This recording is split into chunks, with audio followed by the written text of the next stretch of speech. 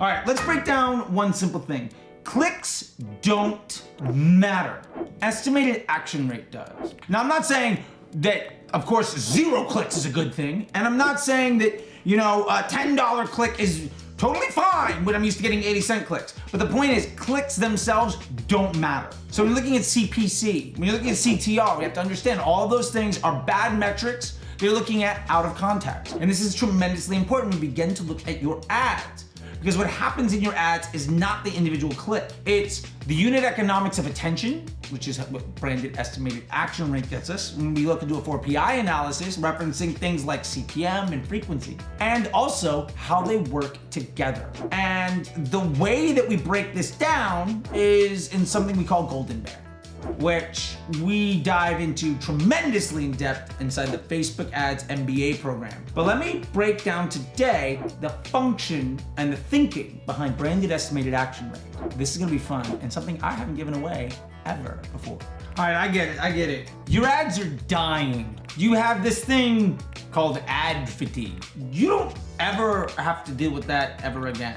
Did you know that ad fatigue is complete nonsense? And it's probably the way you're running your ads. Ad fatigue is operator error, and I'm gonna help you today learn how to make ads that never fatigue ever again, and how to build ads that actually scale with confidence, and understand what you're doing wrong by making 1,000 ads when really one is all you needed to get to the next level. This is coming from somebody that's regularly building 7, 8, 9-figure businesses. And if I'm spending 30, 40, 50, 60, 80, $100,000 a day, you best believe I don't have more than a dozen, maybe 20 ads live at any time at absolute max, including the ones I'm testing. This is gonna be super fun. Let's get into why ad fatigue is complete.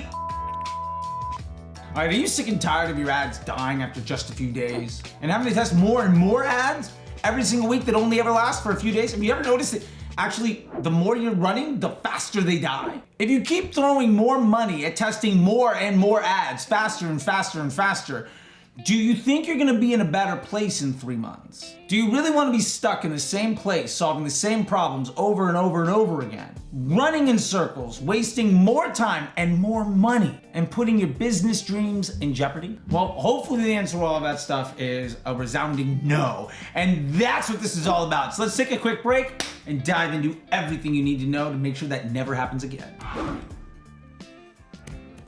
All right, this is usually the part of the video where I tell you to like and subscribe and do all that stuff, and you should go head down there and smash the button and the bell and all that. But hey, up here, boom, boom. That is a QR code you can scan right now to check out the Facebook Ads MBA program, which is my attempt to show you everything I would do if you were to hire me so that you don't need me. What would happen if I were to take over your account over the next 2 to 3 months, week by week, every step I would take so that you don't need to hire me. And then ultimately, you don't need to hire anybody else. And in fact, if you do decide to hire somebody else internally for a lot cheaper than an ad agency ever would be, you have a complete training guide for every step of the way to basically make 90% of the work something that somebody with 0 training beyond 1 day can get done. So that you can go work on your business instead of in your business. So you can stop wasting your time. And by wasting your time, I'm saying more than 2 to 3 hours a week inside of your Facebook Ads Manager. If that sounds exciting for you and you're sick and tired of hiring more ad agencies, or if you're an ad agency sick and tired of relying on your sales team because your clients keep leaving you, check it out. I have had hundreds of people through it. So far, not a single person has asked for their money back. We've had multiple 7 and 8-figure exits from brands and basically new ad agencies starting by students that have gone in as just a media buyer almost every single month. This is the ticket. All right, that being said, let's get to today's video because it's gonna be amazing. Yes! So when we're testing for branded estimated action rate, there are 3 things we need to keep in mind. One is scale. It is a good idea to validate dozens of ideas. But you don't need to necessarily run ads for this, by the way. Like if you're running emails constantly, or you're doing landing page testing, or you're putting out content on your organic social media, those are data points. What email headline gets you the best open rate? What calls to action on your landing page improve your conversion rate? What images or videos get a lot of views or a lot of comments?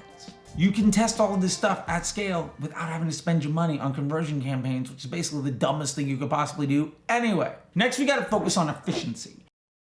And what I mean by this is, of those things, what actually moves the needle, right? Like, what headline gets a better open rate? It's probably a good Facebook ad. What creative around your landing page improves the conversion rate? Well, let's just run that as the ad. What organic content gets a ton of views as a video? Let's use that as an ad. What landing page vernacular tremendously improves the time on site and maybe improves the AOV by somebody taking another bundle or an upsell or something else like that? Put that as the primary text of your ad. If you're measuring what happens with the normal consumer behavior, and then your point of running Facebook ads is just to amplify it, then it becomes very easy to focus on the things that you're doing that improve efficiency and then put your money behind it. And remember, what's most important here is point number 3, stability. What matters more than anything isn't the best overall possible result. What matters here more than anything is a stable result that's good enough to increase your spend. Because if you can increase your spend, you're gonna increase the volume of profit that you get and the volume of data you get to test everything after the click with. Would you rather have an ad that's super efficient for a week and then dies, or an ad that's good enough to increase the budget and you can triple the traffic to your landing page, which means you can test your landing pages faster, and you get more sales, which means you can improve your customer service and email flows and upsells faster, which means you can get to LTV better and improve your second purchase rate and ultimately build a better business faster because you get more data? Or instead of getting more data and building business faster and making more money, do you want your Facebook ad to look better for like 5 days? Making your Facebook ad look better for 5 days only matters if your job is to not get fired as the person running the Facebook ad. If your business is actually in making more money, you don't give a about the front end. As long as it's stable and you can spend more money, that's a win. The key here is to isolate all of the elements of the ad and also to organize your tests by concept. Understand why things are happening and what you're really testing. Don't just do a million changes and then try to understand what happened. That's not a test. The scientific method is what matters, right? You should use this scientific method rather than luck. Sometimes it's just that simple. So here's a quick little rule of thumb. Every test should help you learn and should be designed to solve business problems. Stop guessing and wasting money. Start using the scientific method to generate high-value assets to invest in with high confidence. Basically, you need to stop relying on luck. Throw it in a downward-facing thumb. All right, and you need to start building for your future. Thumbs up! All right, so who's ready to learn how to do this? So here's what matters. You have to break down every element of your ad. Remember, there's a headline, there's a primary text, and a creative. Now, there's also a description and a CTA, but you shouldn't ever be using descriptions anyway, and the CTA basically doesn't matter. I've spent a couple $100 million to test this, and trust me, that's just the truth. Don't take my word for it. Go waste your own money if you think it's gonna help. I promise, it won't. So, if we break down every element and then begin to evaluate what our audience wants to see, what Facebook users respond to, then we're gonna start to improve our branded estimated action rate by showing people content they want to see. We're going to get lower CPMs and better placement in the feed. Our ads are gonna show up higher in the feed and we're gonna reach more people for less money. That creates incremental lift. That's how you get higher search volume and more revenue from your email, even if you don't change your Facebook budget, which dramatically reduces your CPA or improves your LTV, either which improves your PSM, so you can say, yeah, I can spend more money tomorrow. Because remember, the easiest way to scale your account is to say, I can spend more money tomorrow and do 1% a day or 5% 3 times a week. That's how you scale an ad account. And the reason that we move slowly with confidence is because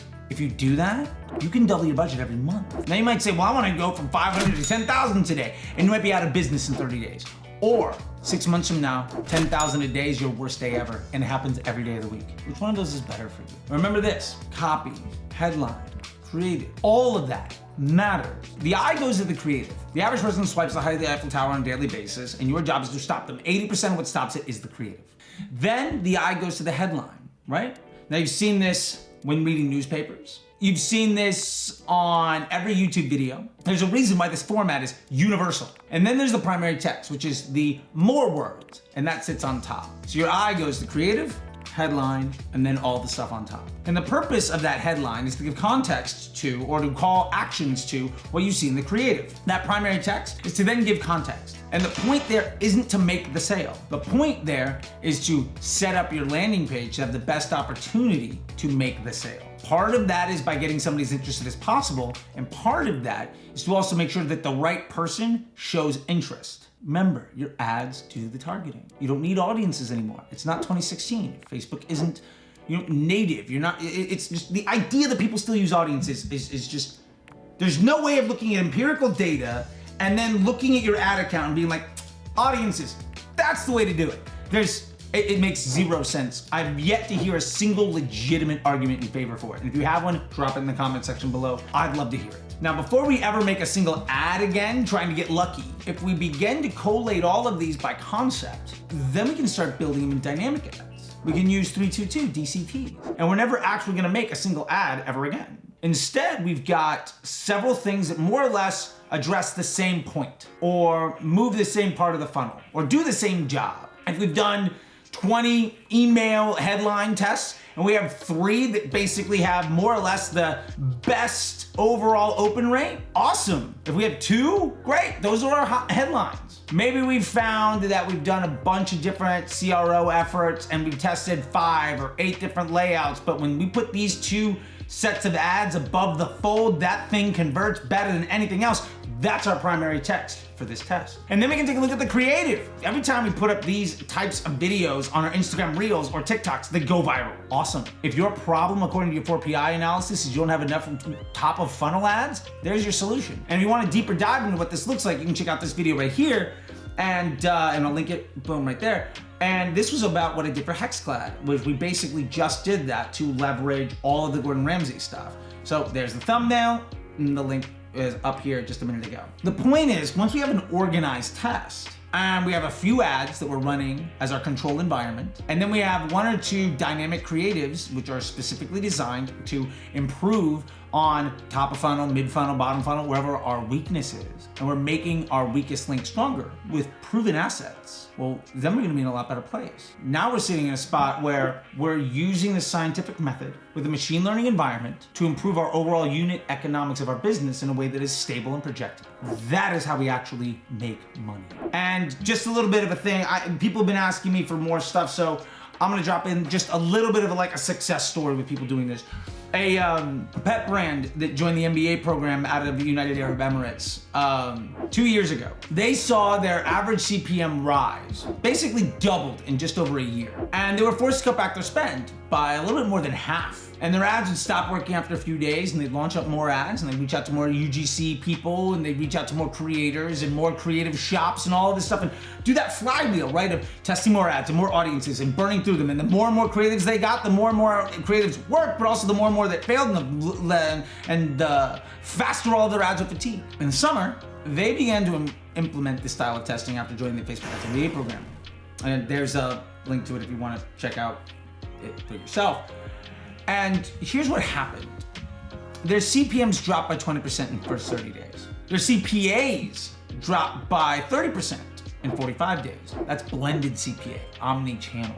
Their Facebook ad spend doubled within 2 months. And not a single ad that was produced with this process was turned off due to efficiency loss. The only reason they turned ads off was because they got better and better at making ads, and eventually the new ones were so much better than the old ones, even though the old ones were better than the things that they were running before. Long story short, their Q4 last year outperformed the previous 9 months of their business by 50%. That's the kind of results that looking at your Facebook ads in the right way can give you. It's scalable, it's stable. All you're doing is saying, is my account stable enough for me to say, yes, I'm willing to invest more money? And if the answer to that question is yes, the worst thing you could do is launch a creative test. And when you're launching a creative test, if you don't know what happens because this ad got more money than this ad, or this new ad got spent, what happens to your bottom line? Then you have no clue what's going on with your money. And basically, you have a completely useless test designed to waste your time and money. And in my book, running your business by investing heavily in things that are completely useless that waste your time and money is f***ing stupid. All right.